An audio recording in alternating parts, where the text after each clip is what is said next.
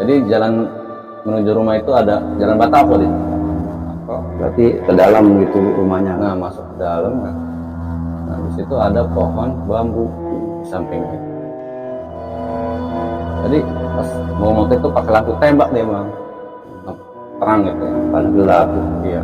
Nah itu pertama kali dia ngelihat gitu bang, ngelihat yang namanya makhluk gaib gitu, halus lagi. Itu pocong bang di pohon bambu itu. Nah pas dia nerima itu dia kerja biasa gitu kan di kafe gitu.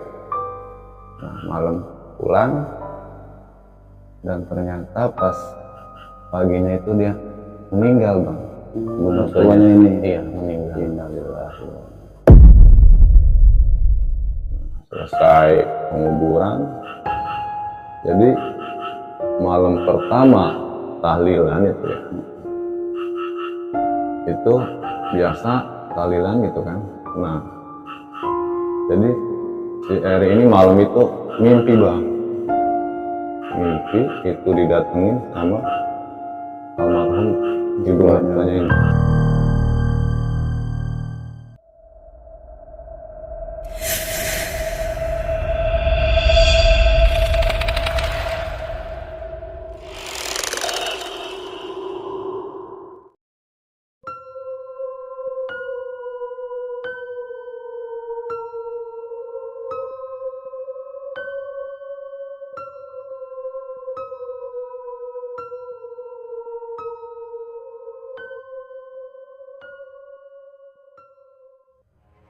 Assalamualaikum warahmatullahi wabarakatuh. Selamat malam sahabat Kismis, balik lagi nih bersama gua Bang Ipong. Tentunya di channel horor Kismis, kisah seputar misteri. Dan waktu nggak kerasa ya sob ya, kita selama 1 bulan menjalankan penuh ibadah puasa. Dan mungkin sahabat Kismis mudik di kampung halaman. Gimana nih ceritanya? Siapa aja yang mudik nih di kampung halamannya? Untuk sahabat Kismis boleh komen-komen di bawah. Dan di minggu kali ini nih sob, gua sudah bersama narasumber lagi nih sob. Beliau yang mau bercerita tentang kisah pengalaman horornya nih. Ya Bang Angga nih. Bang Angga mempunyai cerita horor lagi nih sob, yang untuk bercerita buat sahabat Kismis di rumah nih. Oke, langsung saja kita ke Bang Angga nih. Oke Bang Angga. Halo Bang Ipong. Gimana kabarnya nih? Alhamdulillah Bang Ipong baik. Ada apa nih pakai masker segala ini Bang Angga? Ya karena biar nggak kelihatan gantengnya aja sih bang. Bener. Tapi bercanda bang. Sebenarnya mah ini ceritanya kan karena banyak yang ngomong kebanyakan senyum gitu ya. Jadi kurang serius lah. Jadi sekarang saya pakai masker itu biar kelihatan serius, dan emang cerita ini bener-bener horor gitu bang. Gimana itu pengalaman Bang Angga ceritanya itu? Jadi ini pengalaman teman saya bang. Jadi saat dia dikasih ilmu kebatinan sama almarhum ibu mertuanya gitu bang. Jadi ilmu warisan gitu Bang. Iya. Oke, tahan dulu Bang Angga. Siap. Nah, penasaran kan untuk sahabat Kismis ceritanya? Jangan di skip nih nontonnya. Ayo ajak teman-temannya agar kita bisa merinding bareng-bareng. Dan untuk sahabat Kismis yang sudah subscribe, banyak-banyak terima kasih nih. Semoga kalian sehat selalu, dipanjangkan umurnya dan dilancarkan rezekinya. Dan untuk sahabat Kismis di rumah nih yang mempunyai cerita atau pengalaman horornya, silah gaskan kita eksekusi di sini. Hubungi aja nomor WA di sini nih. Dan mungkin untuk sahabat Kismis yang jauh atau tidak sempat datang kemari, kirim aja ceritanya, nanti kita bawakan di segmen naskah misteri. Oke sob, langsung saja kita ke ceritanya.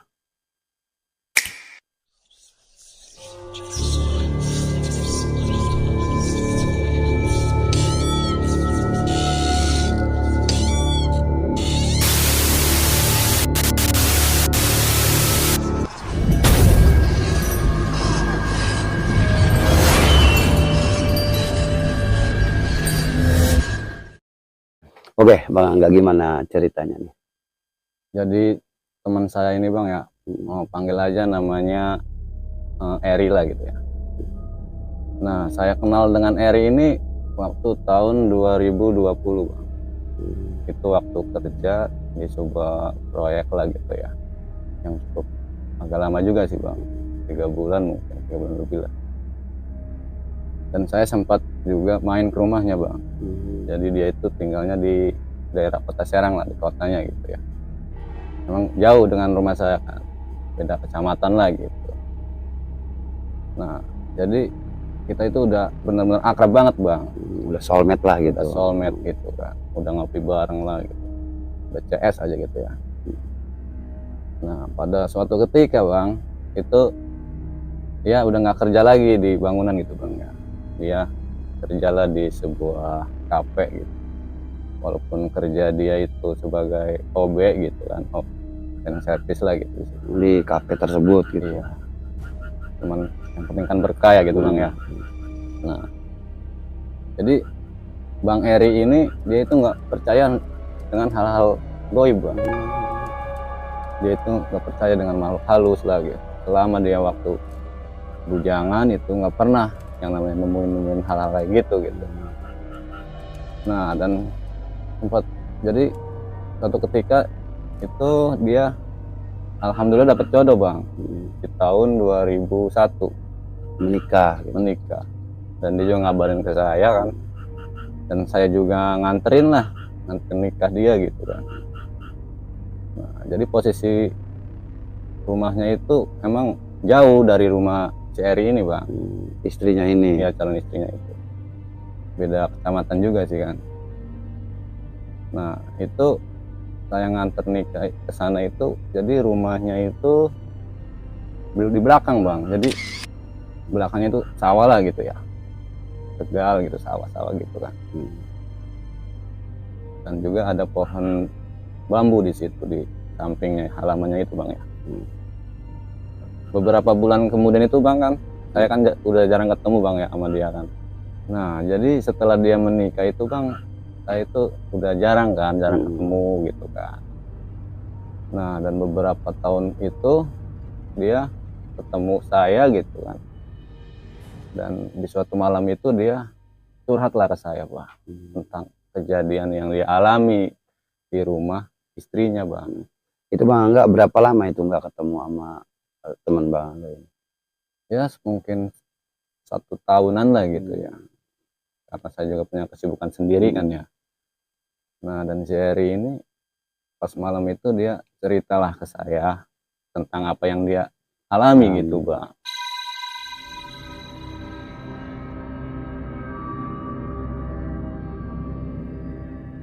Jadi dia tinggal di rumah istrinya bang di situ. Nah kan jadi si Eri ini kan kerja itu pulang pergi bang. Pulang pergi. Jadi tempat kerjanya dia itu emang dekat rumah dia gitu kan. Nah dan suatu ketika dia nggak tahu kan di rumahnya itu seperti apa, di rumah istrinya itu kan. Dan ternyata itu ibu mertuanya itu bisa nyembuhin non medis bang, dan bisa jadi pawang hujan. Dan ada yang lebih ekstrimnya lagi bang, gitu. Cuman saya nggak berani nyebutin gitu bang ya. Mungkin paham lah gitu. Sahabat Kristus mungkin paham gitu kan. Nah, dia bercerita seperti ini bang. Pada waktu dia dapat 1 bulan di sana, itu dia pulang kerja itu kan jam 12:30 ya. Dia naik motor pulang. Jadi jalan menuju rumah itu ada jalan Batako di situ bang. Berarti ke dalam gitu rumahnya. Nah masuk ke dalam kan. Nah di situ ada pohon bambu di sampingnya itu. Jadi pas bawa motor itu pakai lampu tembak dia bang, lampu terang gitu ya, karena gelap gitu. Iya. Nah itu pertama kali dia ngelihat gitu bang, ngelihat yang namanya makhluk gaib gitu, makhluk halus lah gitu. Itu pocong bang di pohon bambu itu loncat bang. Loncat tinggi kata dia, loncat itu sampai dia ketakutan itu. Pas masuk maksud motor itu sampai pintu itu ditabrakkan sama dia bang. Saking dia takutnya gitu kan ya, otomatis kaget lah yang di dalam gitu kan, di rumah gitu. Dan bertanya-tanya kenapa katanya. Nah, istrinya berceritalah kepada istrinya si Eri ini, dia melihat kayak gitu kan. cuman si istrinya ini belum terbuka bang. Sama suaminya Sama ini. suaminya belum cerita bahwa di sini kayak gini belum gitu bang.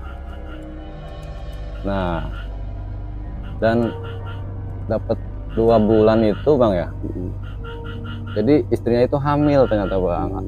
Hamil, pas dicek itu ternyata itu hamilnya itu mungkin mau 2 bulan gitu, jadi nggak kosong gitu waktu dia nikah. Jadi itu langsung ini gitu, ngisi gitu bang ya.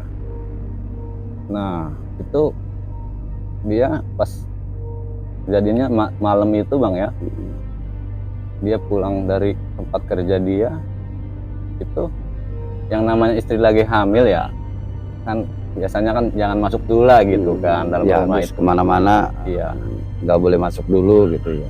jadi dia duduk gitu kan, ngilangin aura-aura apa gitulah di situ kan, hal negatif gitu. Nah di depan rumah dia di teras itu kursi kan ada 4, kata si Erin, 4 katanya meja gitu. Pas saya duduk di situ, saya lagi istirahat dulu katanya, biar nggak langsung masuk lah gitu. Itu kursi itu gerak bang, sampingnya gerak. Itu spontan dia kan langsung teriak-teriak, tokin pintu kan. Itu di luar itu bang ya. Di luar itu. Nah disitulah istrinya dia baru terbuka bang. Cerita ke si Eri ini. Cerita bahwa di sini tuh jangan kaget kalau nemu hal kayak gitu. Nah dan ternyata kan, jadi mungkin si Eri ini maksudnya apa ya, jadi di rumah itu dia tuh mencoba apa sih namanya bang, beradaptasi lah gitu di situ. Jadi dia berusaha berani mungkin gitu ya. Nah dan ternyata di rumah itu bang ada sebuah kamar gitu ya, itu khusus ibu mertuanya itu bang. Emang disebutnya kamar ini bang ya, kamar apa sih namanya itu, kamar buat semedi mungkin lah gitu ya. Nah itu nggak boleh masuk itu bang, dari itu khusus ibunya ini, mertuanya. Iya. Nah dan selang beberapa bulan itu ya, tepat 4 bulan, ibu mertuanya itu sakit bang. Sakit. Dan waktu jadi pas sakit itu dipanggil lah si Eri ini, panggil sama istrinya. Dan ternyata ibunya itu ngomong, jadi ibu mertuanya itu ngomong, katanya kamu mau nggak terima ilmu dari ibu katanya gitu. Nah pas waktu pagi dia bangun tidur itu dia disuruh ngadep ke mertuanya yang sakit itu bang, ibu mertuanya. Jadi mungkin udah parah itu bang ya, karena juga ada usia juga ya. Nah jadi si Eri itu disuruh menerima ilmu dari ibu mertuanya itu bang, diwarisin. Nah si Eri kan bertanya kepada ibu mertua ini, katanya kenapa enggak anaknya saja gitu. Jadi istrinya ini yang kedua bang, punya kakak udah nikah gitu ya. Nah dan adanya 1 gitu ya, mungkin masih kecil gitu ya. Karena ibu kata almarhumah ini ngomongnya gini, katanya saya percaya sama kamu katanya gitu, yang bisa megang ilmu ibu katanya gitu kan. Karena dengan rasa kasihan dan gelisah gitu si Eri ini dia ngomong mau katanya nerima bang. Cuman dia itu serius nggak serius, cuman dia bilang mau aja. Nah, jadi Eri ini dikasih lah sebuah tasbih hitam bang sama ibu mertuanya ini waktu sakit itu kan, diterima sama dia, katanya pegang ini katanya gitu. Nah, di siang itu kan jam 10-an dia kerja bang.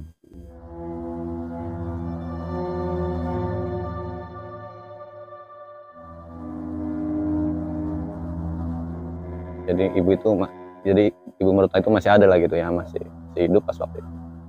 Nah pas dia nerima itu dia kerja biasa gitu kan di kafe gitu. Nah malam pulang, dan ternyata pas paginya itu dia meninggal bang. Mertuanya ini. Iya meninggal. Innalillahi. Nah di situ dia sangat maksud terpukul banget gitu perasaan si Eri ini gitu bang, beda gitu ya. Nah itu dia jadi pas hari itu dia nggak kerja bang ya, izin lah gitu. Nah jadi hawa dia itu gini bang, kata dia tuh, saya itu pengennya nemenin aja gitu bang si ibu almarhumah ini gitu, Nemenin mertuanya ini. iya. Gitu ya. Pas waktu jadi ngajinya gitu kan, terus sampai pokoknya mah dia ada di samping, maksudnya deket aja gitu, nggak mau jauh gitu bang bawaannya gitu kan. Nah dan pas waktu penguburan itu ditahan sama bapak mertuanya gitu ya, katanya kamu jangan ikut, katanya udah di rumah aja, katanya. Udahlah nurut gitu ya. Nah, selesai penguburan, jadi malam pertama tahlilan itu ya,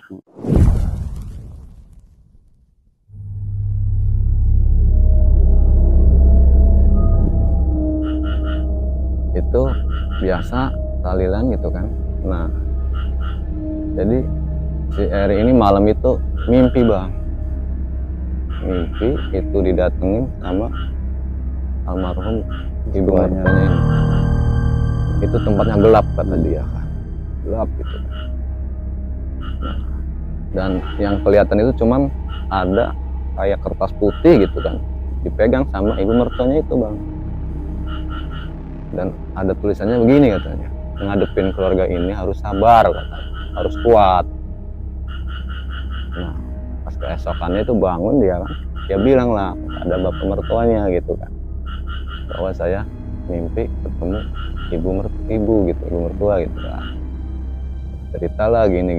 Oh ya udah, berarti ya kamu harus kuat di sini katanya, nah, jangan takut lah gitu kan. Nah di situ si Eri ini jadi dia itu izin 3 hari bang ya, izin 3 hari itu kan. Nah, pas hari kedua gitu kan, malam kedua tahlil dia itu kan, itu dia gini bang, jadi ngelihat orang itu nggak kelihatan bang. Jadi pas waktu tahlil kan ya rame, harusnya kan rame kan. Nah itu dia sama sekali nggak ngeliat orang bang di situ, kata dia. Padahal itu rame gitu. Padahal itu rame bang. Sampai bapak mertua itu ambil aqua itu kan, gelas aqua itu disiapin gitu kan, maksudnya dikasihin, kata si Erik mana orangnya katanya gitu, sampai nggak kelihatan gitu bang. Nah itu pokoknya si Erik ngasih minum juga dia nggak ngelihat orangnya begitu bang, kasihin aja gitu ya. Nah pas sadar itu pas udah mulai baca doa bang, pas mulai doa itu kaget kan, pas ngeliat udah rame gitu kan bang ya, dan dia duduk itu di samping Pak Ustadz yang bacain doa. Jadi sebelumnya emang nggak ngelihat Eri Sama ini sekali nggak ada orang. Ada orang di situ. Nggak ada orang. Maksudnya kalau keluarganya kelihatan bang, keluarganya cuman kayak orang yang lain gitu ya. nggak kelihatan. Nah pas waktu baca doa dia itu pusing kepalanya, mendadak muntah di situ bang, muntah. Panggillah istrinya gitu, tunggu beres. Jadi dimasukin ke kamar lah gitu, si Eri ini masukin ke kamar. Kata bapak mertuanya, udah kamu istirahat aja katanya gitu kan. Nah di situ kan dia udah merasa aneh gitu bang ya, udah merasa aneh gitu bawaannya kayak gitu. Pas malam keduanya juga itu pas dia tidur itu beliau mimpi didatengin lagi bang. Malam keduanya ini. Malam keduanya didatengin mimpinya itu sama mertuanya ini. Sama mertuanya juga bang. Cuman dia gini bang, jadi dia itu ngelihat gitu ya, ngelihat ibu mertuanya itu dia kecebur di sebuah kayak air hitam gitu ya, kayak air got gitu ya. Dia itu minta tolong bang, tolong katanya, tolong gitu. Itu saya tolongin kata si Eri ini, tolongin sama dia. Nah udah pas ketolong dia bangun bang. Nah, dan dia bercerita lagi kepada bapak mertuanya bahwa saya mimpi ketemu ibu dan ibu tercebur di air yang hitam gitu kan. Nah itu kaget kan, bapaknya mertuanya kaget gitu. Astagfirullah katanya, semoga aja selamat, ngomongnya gitu bang. Ya kan, selamat. Nah jadi pas itu jadi pas 3 harinya itu dia biasa bang ya, biasa talil gitu sampai ke 7 harinya itu ya. Ke 7 harinya itu dia mimpi gini bang. Nah mimpinya itu sama bang, didatengin juga bang pas terakhir itu ya. Nah itu dia dikasih tasbih bang, tasbih warna coklat. Beda sama yang sebelumnya. Beda yang sebelumnya. Katanya pegang ini katanya. Kata ibu mertuanya pegang ini. Dan pas bangun itu ada di tangan bang. Si tasbihnya ini. Tasbih, cuman warna coklat beda itu. Nah, dia ngomong lagi kan ke sama bapak mertuanya itu kan, ngomong dia, udah katanya pegang. Nah, pegang ya sama dia kan ya.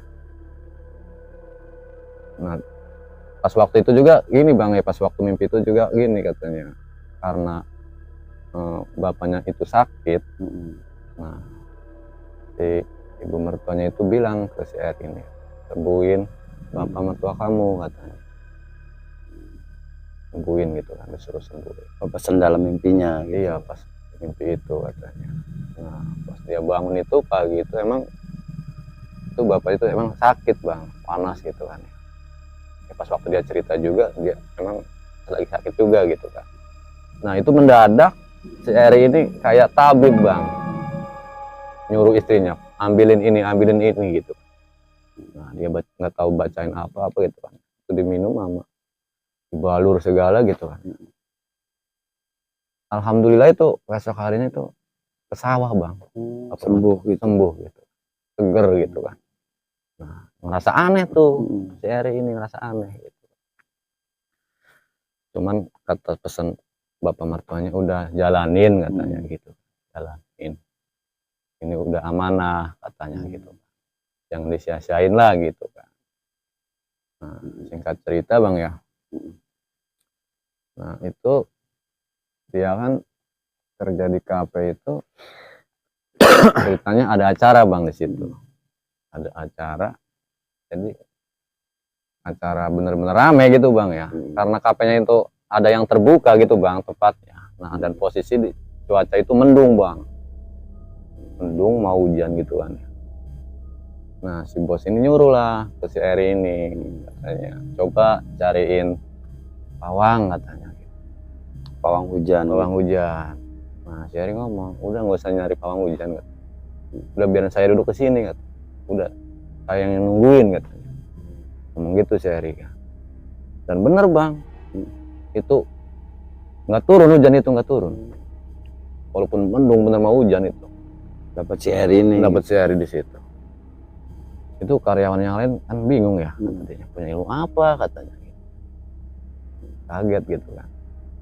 Nah jadi dikasih bonus lah si Eri ini, nggak tahu berapa nilainya, nggak tahu sih ya berapa gitu. Oh katanya mah ya 500 ribuan lah katanya dikasih gitu bang. Nah jadi pas selesai itulah gitu ya. Nah itu dia pulang itu, pas pulang kerja kan, kamar itu kan kamar kuning apa, ruangan yang buat semedi itu kan, itu pas si Eri pas pulang kerja itu kan di situ. Nah di situ ada yang lambai-lambai bang. Jadi itu nggak ada pintunya bang, cuman kain apa ya namanya, ordeng gitu. Nah kayak model ordeng bening gitu ya, jadi kelihatan tuh bang, ada yang lambai-lambai ke dia, ke si Eri ini. Nah itu masuk si Eri bang ke situ, ke dalam, ke dalam kamar. Nah kamar tempat ibu almarhumnya itu. Tapi yang sebelumnya itu emang untuk anaknya atau siapapun nggak boleh masuk itu di situ. Ya mungkin bisa jadi sih bang, emang bener nggak boleh sih, karena mungkin udah nggak ada ini ya. Nah itu si Eri itu masuk bang.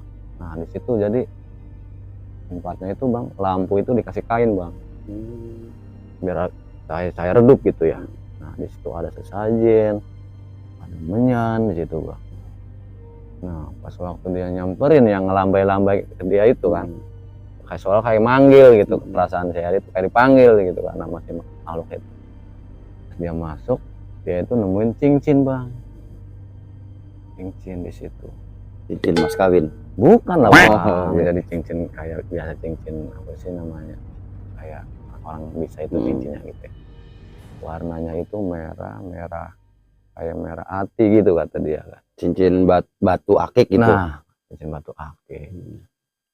Nah pas paginya itu dia ngomong lah kepada bapak mertuanya itu ya, ini cincin bapak bukan katanya.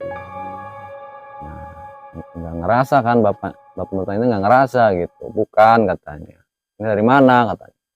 Semalam ada yang kayak manggil saya gitu di ruangan ibu almarhum ini gitu kan. Saya masuk ada cincin, udah kata bapak mertuanya pakai aja kata, mungkin ada khasiatnya lah gitu, berguna gitu kan. Nah pas dipakai sama dia itu bawaan dia itu bang, itu berat kepalanya, ngomongnya dia itu berat katanya. Setiap saya pakai itu cincin berat katanya gitu. Cuman kalau tasbih itu emang dia bawa aja gitu, dibawa gitu. Nah jadi cincin itu jarang dipakai sama dia gitu kan. Nah waktu itu kan saya nanya, ketika kamu ngejalanin ilmu itu, kamu ngejalanin puasa enggak kata saya. Ngejalanin kata dia, kayak puasa Senin Kamis kata dia gitu. Oh berarti bener kata saya kan, kirain cuman dikasih kayak gitu-gituan bisa sendiri gitu. Nah dan saya nanya lagi ke Seri ini, nah setelah kamu bisa kayak gitu, apakah ada pasien yang datang ke rumah minta tolong gitu kan? Ada katanya. Itu saya itu dapat 2 kali kata dianya. Pertama itu saya diajak sama bapak mertua gitu kan, karena ada pasien gitu kan, perlu datang ke rumahnya gitu kan. Nah di situ orangnya tuh ngamuk bang, ngamuk kerupan gitu kan pasiennya. Nah keluarganya kan nanya tuh, keluarga pasien ini siapa kata, ini mantu saya kata, nanti yang ngobatin juga ini katanya gitu kan. Jadi nah itu obatin berdua gitu ya sama bapak mertuanya itu. Saya nggak tahu pakai gimana cara itu sembuh bang, sembuh. Jadi refleks dia itu pokoknya ada bang gitu tuh. Kalau misalnya ada apa gitu, sakit apa, dia tahu sendiri gitu, maksudnya harus kayak gini gitu. Dia bilang gitu, secara tidak sadar gitu. Jadi ya istilahnya walaupun dia nggak tahu apa yang harus dilakuin, tapi dia ngerasa ini sendiri gitu. Nah, seolah kayak ada apa yang gerakin lah gitu, kayak misalkan ambil pokoknya apa itu gitu kan. Dan emang bener bang, sembuh gitu bang ya. Nah dan pas waktu itu kan itu di apa namanya, di tempat kerja dia gitu bang ya. Itu ada lagi katanya pas event itu ya. Nah di situ ada yang nggak seneng lah, karyawan situ sama si Eri ini ngomong gini katanya, bisa apa sih katanya, cleaning service aja lagu katanya gitu kan. Nah itu kedengeran sama si Eri, ya kayak sakit hati si Eri kan. Jadi sama bang disuruh jadi pawang juga gitu kan, nungguin lagi gitu. Cuman ada yang nggak seneng kan. Nah, pas yang nggak senengnya ini bang, mendadak dia sakit bang. Itu dia sakit kejang katanya, maksudnya mulut perut sakit, kepala pusing itu. Itu langsung mendadak di situnya. Mendadak setelah itu kan. Nah di situ bos ngomong kan, itu teman kamu katanya, mungkin nggak salah ngomong lah ke kamu katanya, udah kasihan katanya, tolonglah obatin katanya. Dia ngomong gini, udah biarin aja katanya, kecuali dia yang ngomong ke saya gitu. Dan itu karena mungkin dia udah nggak kuat bang ya, sakit itu kan, ngomonglah dia minta maaf gitu bang. Si Eri ini kan ngomong, saya minta maaf kepada saya, udah salah ngomong ke kamu katanya gitu, tolong sembuhin saya katanya.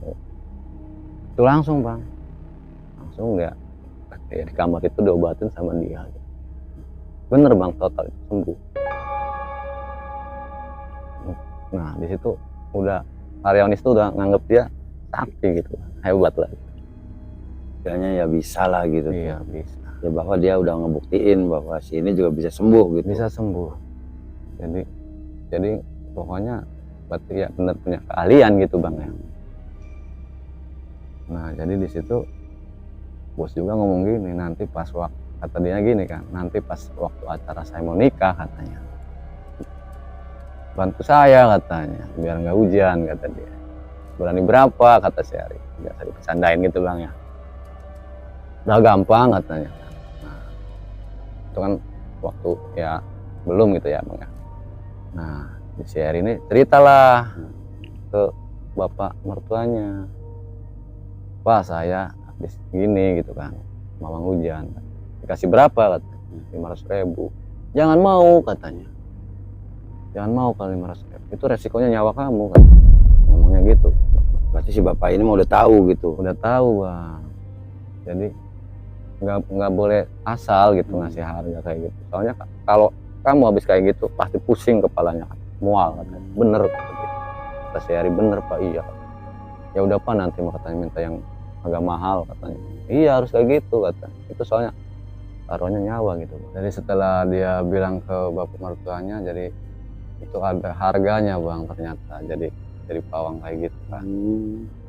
Nah dan nggak cerita keesokan harinya itu ya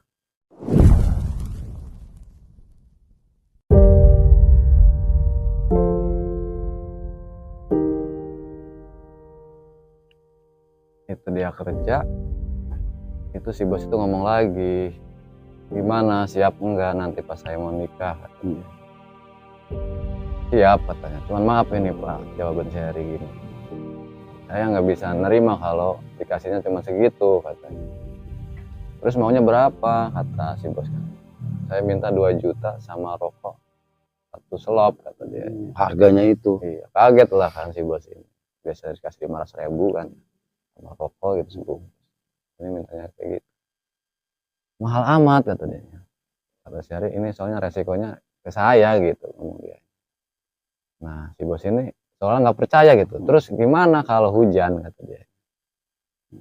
Si Ari ngomong gini jawaban dia, kalau hujan katanya saya kasih yang 2 jutanya saya kasih lagi, maksudnya ya saya kasih lagi, rokok saya kasih lagi.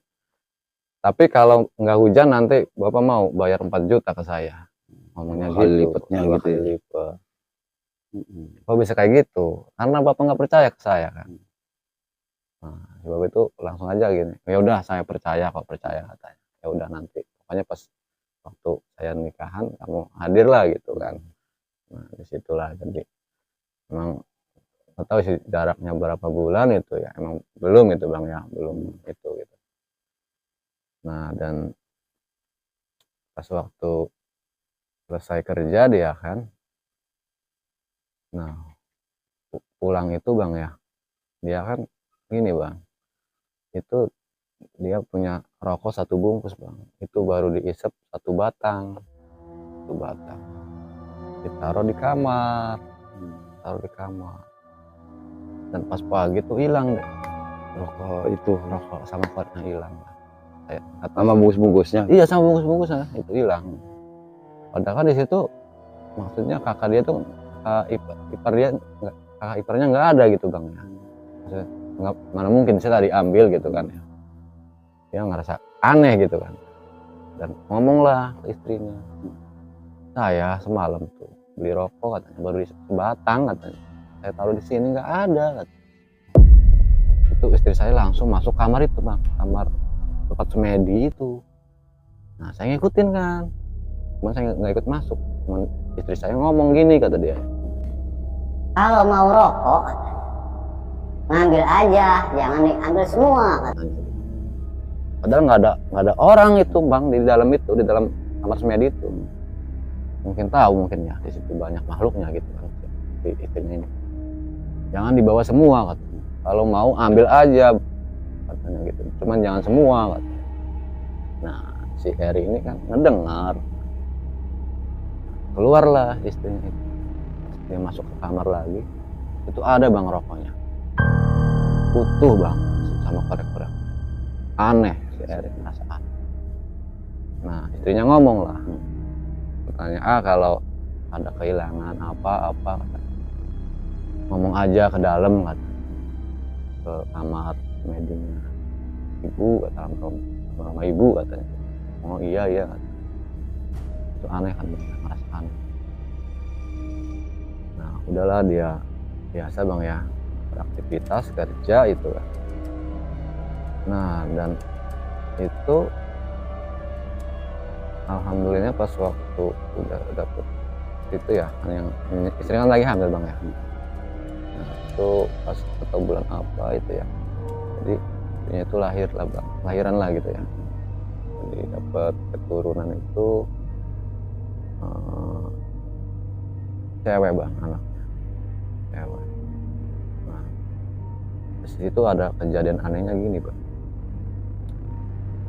yang namanya pas udah dapat berapa minggu gitu bang ya, yang Setelah namanya lahiran. nah setelah lahiran itu kan, jadi yang namanya bayi itu kan biasanya dikasih kerodong itu bang ya, ya kan, Tutup gitu ya. ditutupin biar gak ada nyamuk lah gitu ya.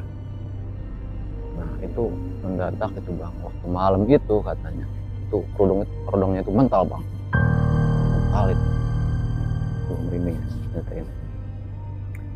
Nah itu disaksiin sama istri sama Eri gitu. Nah, jadi si istrinya ini ngomong, mungkin ibu kali katanya gitu kan, Pengen melihat. melihat. Nah itu ngomong lah, ya udah bu, kalau mau nengok cucu mah nggak apa-apa, tapi jangan sampai lempar-lempar kerudung Ganggu lah ini istrinya. gitu kan, jangan ganggu gitu. Jadi udah tuh bang ya, ditutupin lagi gitu ya. Emang sih awalnya beda emang bang di situ katanya, kata si Eri. Ya setelah dia udah punya ilmu itu kan, cuman dia sering gitu kan. Nah di situ sering rame gitu bang, di kamar itu rame kata. Sering kayak apa, Kayak ada aktivitas gitu. iya kayak ada aktivitas. Nah di belakang rumah juga sering kayak ada kamar mandi itu, air itu kayak ada yang lagi mandi gitu. Pas dilihat mah nggak ada itu bang.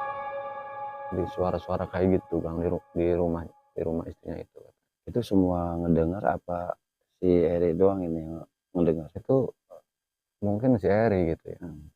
Kalau yang lain mungkin udah nggak kaget gitu bang, karena mungkin itu banyak itu makhluknya banget Di rumah itu gitu ya. ya. Mungkin anak buahnya almarhumah ibu mertuanya ini mungkin gitu. Nah dan pas waktu itu kan dia libur kerja itu kan ya, adalah bang pasien gitu kan datang ke rumah gitu kan, minta tolong. Nah itu nggak tahu di kampung mana itu ya. Nah jadi si Eri lah yang kesana gitu sendiri, cuma dikasih tahu aja ini kan. Nah itu dia nyamperin ke sana, nanya-nanya, ketemu itu bang tempatnya gitu ya. Nah itu kaget kan, si keluarga pasien ini kaget, ini siapa katanya. Oh saya Eri katanya, mertuanya ini gitu. Oh saya disuruh bapak suruh ini katanya, emang bisa, insya Allah katanya gitu.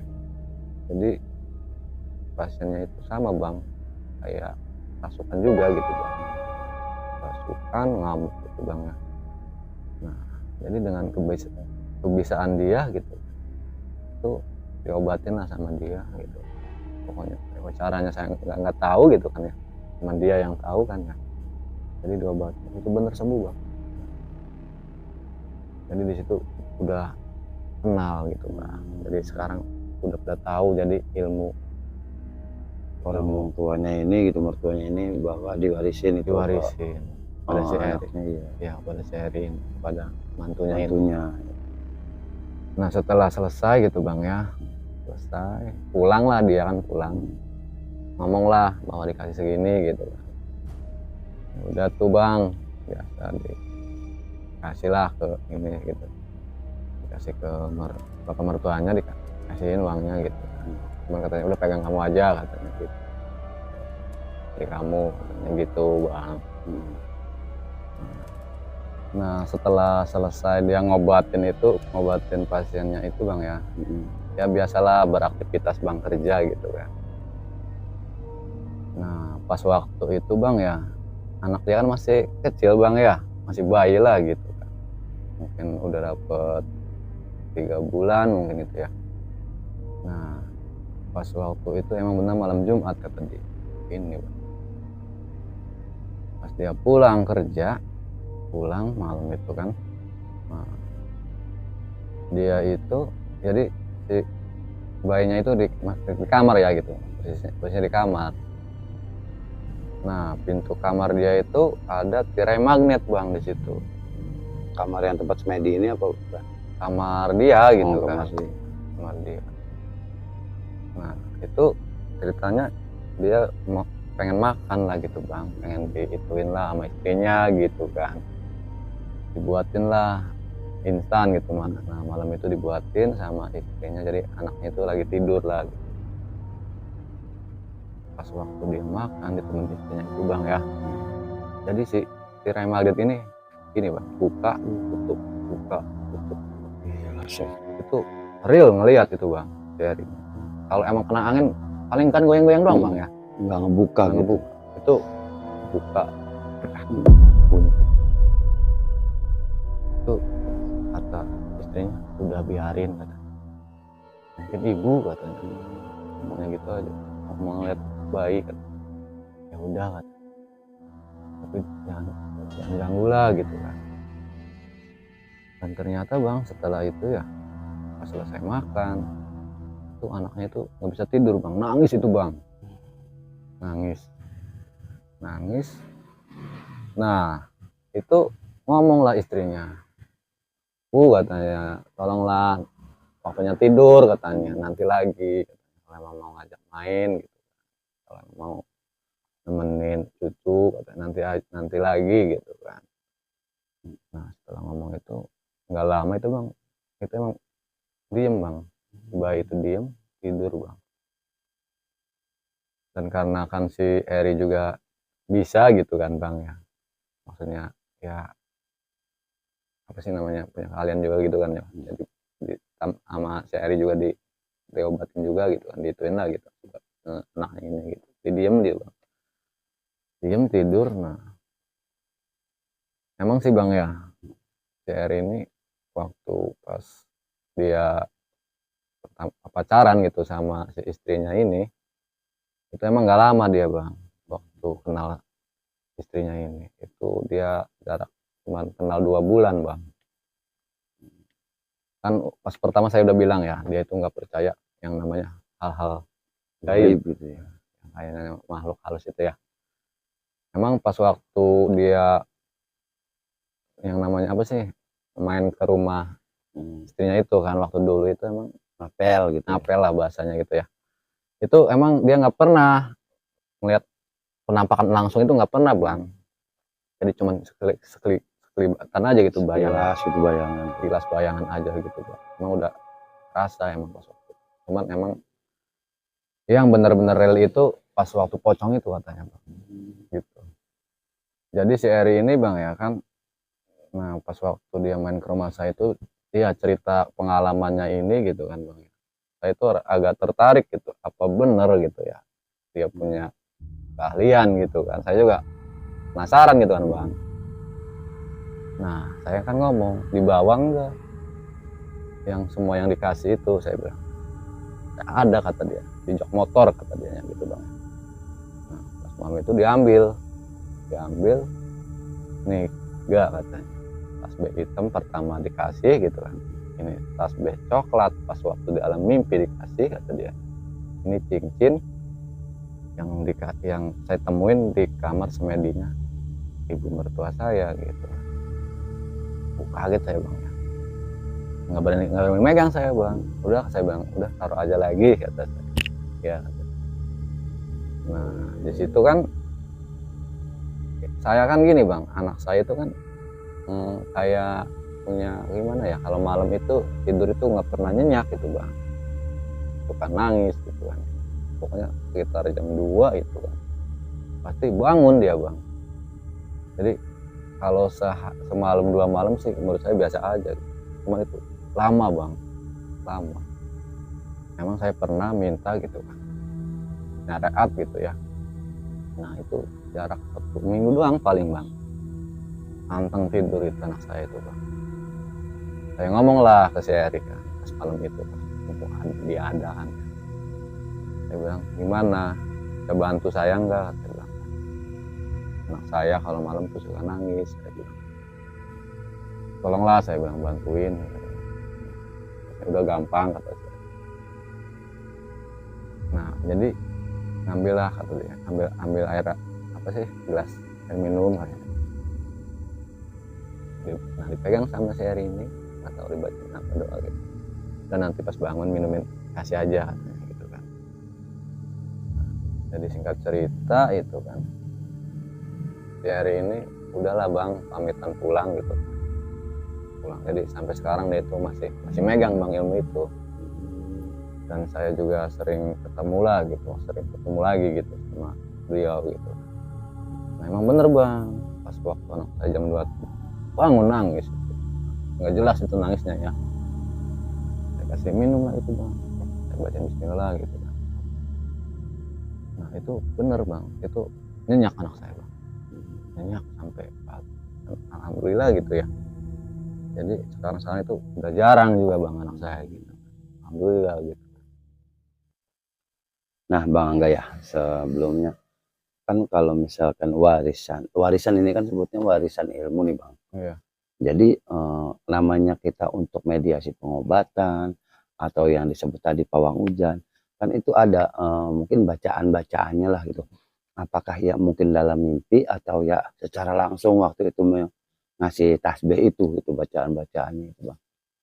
Nah pas dia cerita ke saya itu gini bang, jadi dia itu ngomongnya cuman refleks dia gitu, bawaan dia, tapi nggak tahu sih mungkin ada gitu bang. Jadi seolah-olah kayak ada yang nuntun gitu ya, Nah, ada yang iya. bisikin gitu dia. Jadi pokoknya dalam imajinasi dia itu ada gitu bang, dia harus ngelakuin apa gitu, ngomong dia gitu. Tapi mungkin ada sih bang bacaan khusus itu ya, cuman ya nggak real ceritanya, maksudnya nggak terus terang lah gitu, jadi nggak ngasih tahu gitu, dia cuman bilang gini. Jadi kalau saya itu ngobatin itu, jadi udah ada datang sendiri gitu tuh bang. Jadi bawaan dia itu ada gitu, dia harus gimana dia udah ada yang ngarahin gitu bang. Ya kayak semacam ada pendampingnya gitu di Iya, samping. mungkin. Nah inilah sedikit lagi Bang Angga ya. Setelah mertuanya ini meninggal kan ya, apakah pernah si Eri ini semedi di ruangan di kamar yang khusus yang waktu almarhum mertuanya ini semedi di situ? Mungkin bisa jadi sih bang, pernah gitu mungkin, cuman nggak terlalu sih ya gitu, mungkin harus perlunya aja mungkin gitu kan.